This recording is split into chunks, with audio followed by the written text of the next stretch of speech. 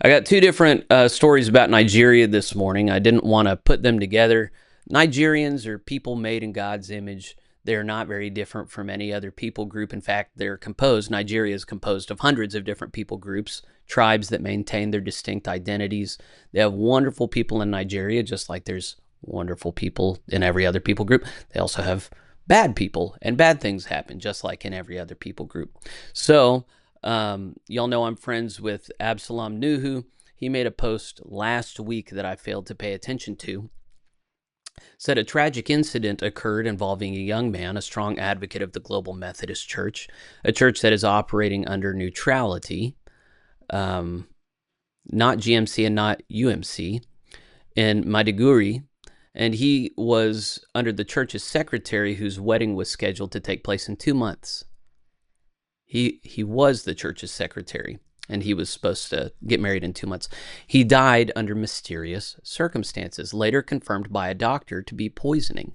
This incident happened during a week of intense dispute within the church regarding the declaration of the GMC. Regrettably, some individuals exhibit extreme hostility towards the GMC, with a willingness to resort to violence. Their animosity is so intense that they would stop at nothing, even contemplating harm, to take someone's life.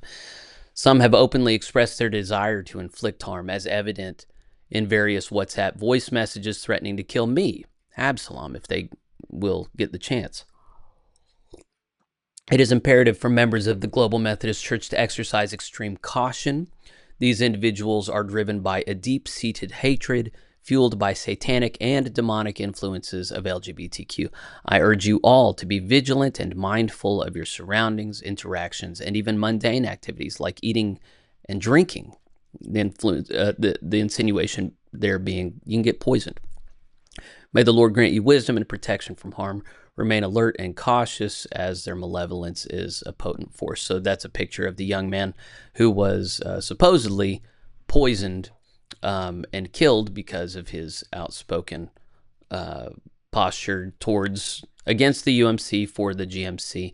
And of course, this was before, I think I changed my mind, and we are going to look at this recent post. This is from John Schol, who of course was, I think he's a retired bishop now. I think he formally retired. He was in Eastern Pennsylvania. He's now overseeing Nigeria, which has recently just gotten their own bishop, Ande Emmanuel, who was and is the most visible Nigerian for the United Methodist Church.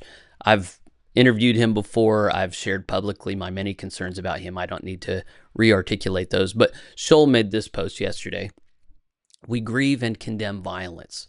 We have learned that there is a fight between the Global Methodist Church and United Methodist Church members at a United Methodist Church in the Northeast Conference located in Taraba State, Nigeria. There was gunfire, and it's reported 2 people were killed. We offer prayers for the families of those who died. We grieve for those who died and their families. We will do all we can to support the families regardless of which denomination they are from. This occurred in a rural part of Taraba State, Nigeria, and information is still being received. We are saddened and condemn the violence. We call for all United Methodists to remain peaceful in the midst of any conflict and to call the police immediately. We call upon the GMC to do the same. Bishop Ande Emmanuel, Bishop John Schol. So a lot of very sweet comments down here, and of course most are sympathetic towards the United Methodist Church. There was one that I just really took issue with, because the issue is the issue. Gregory S. Neal. I don't know this. Oh, yes, I do. Yes, I do. Gregory S. Neal. Openly gay clergy married to a guy half his age, legally. Responsibility for this is squarely on the plate of the WCA and GMC. Why would someone think that they can make a statement like that if they have no familiarity with what happened on the ground? I think that that is so patently stupid and incendiary. And this is how people go through things, and it's not just people on the left. This is something that all partisans are guilty of. They think their side is pure and perfect and the other side is clearly wrong.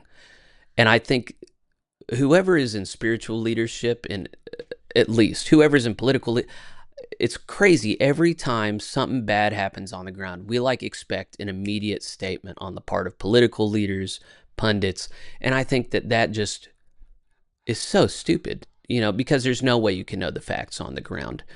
So to continue to immediately lay at the foot of your enemies whatever bad happened is just a sign that you're a partisan. You're not at all interested in the truth.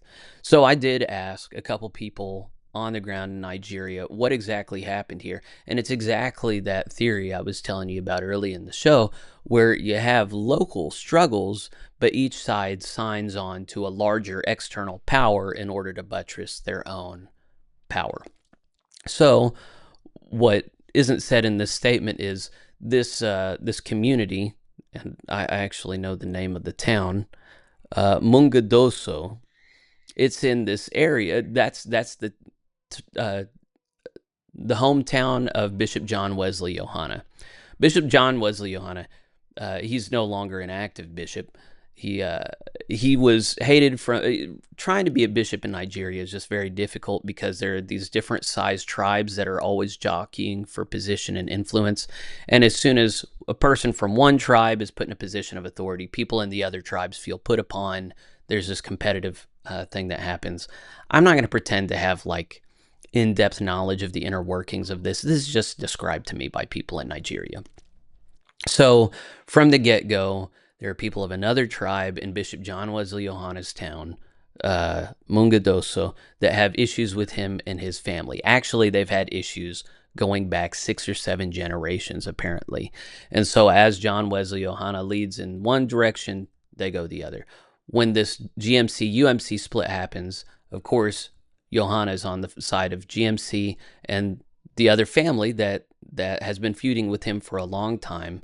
And I don't know the details of this, nor do I care to, but this other family aligns with the UMC. So you have all this tribal internecine fighting. You have violence. There have been, Ande Emmanuel's been at the center of I don't know how many violent incidents over the years. He recently got the tar beat out of him as they've been fighting over this church in Abuja, I believe. I covered that like a month ago. So in this town, there have just been a lot of tensions as the United Methodists and the Global Methodists have been jockeying for this real estate. And it finally boiled over, and the ones who got the guns were the United Methodists who attacked GMC people. I'm sure there was fighting back. I'm sure there was violence and mean and cruel and unfair things said on both sides. I'd be very surprised if I learned otherwise. I will immediately recant if it turns out that the GMC people were pure and innocent lambs that did absolutely nothing wrong. But even so, there's been only one confirmed casualty as of yesterday, and it was a GMC person. So to return to Gregory Neal's words, I guess you can blame people who got killed for their own death, But it sure seems to me like really this isn't a UMC, GMC thing at all, that those larger bodies have been used to just up the ante in a family feud. So I'm sure it gets bigger than that because other people get drawn into this violence and cycles of violence perpetuate and spread. I'm sure that this adds fuel. Actually, I think this was probably a really irresponsible thing for Schol and Emmanuel to put out because it puts the UMC, GMC stamp on this thing where really it was just a local feud. And it escalates it to this level of Americans getting on board and saying, oh, these other guys on the other side, they're so bad. It's just not a helpful way to, and it's not accurate. It's not holy. I think it was not just in bad taste, but it exacerbates tensions. Oh, we're for peace. And, we sure hope the GMC will get on board with this peace thing with us. And then the way I imagine that Gregory Neal and his ilk would justify saying this is, well, if they had never divided, we wouldn't even have any tensions. It's their fault for even dividing in the first place, which is just like the most narcissistic and naive way to look at history. Well, we would all get along if you would just agree with us, which in some way is true, but it just fails to reckon with human nature and the nature of life, how we see things differently.